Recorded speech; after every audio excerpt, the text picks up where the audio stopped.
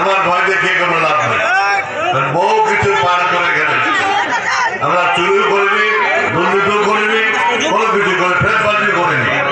আমাদের দলের মধ্যে এরকম দু একজন তাদের সব মাফ করে দিচ্ছে।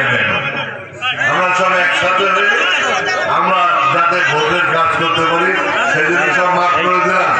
এর মানে এই না যে চিরদিনের জন্য মাফ করে দিলাম, ভোটের জন্য মাফ করে দিলাম। ভোটের পরে যারা এই রমজানি করবেন তাদের ব্যবস্থা ইনশাল্লাহ এই ভোটারদের দিয়ে আমি করবো,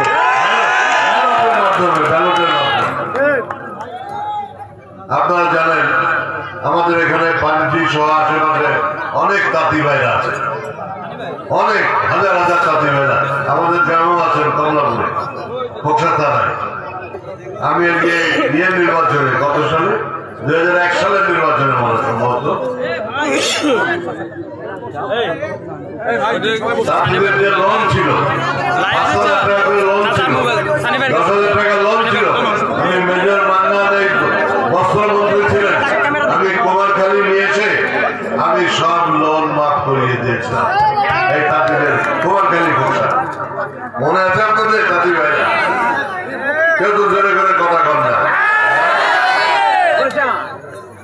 আর এবার আমরা যদি নির্বাচিত হতে পারি, সরকার গঠন করতে পারি, তাঁতি ভাইদের আমরা লোন বলেন অন্যান্য সরঞ্জাম বলেন ইনশাল্লাহ সেই ব্যবস্থা আমি করব করব করব। আপনারা ভালো করে কৃষি কাজ করেন, আরো করেন, যাতে চাষাবাদ ভালো হয়। আমাদের যে হারে জনসংখ্যা বাড়ছে, যদি আপনারা ফসল উৎপাদন দ্বিগুণ তিনগুণ না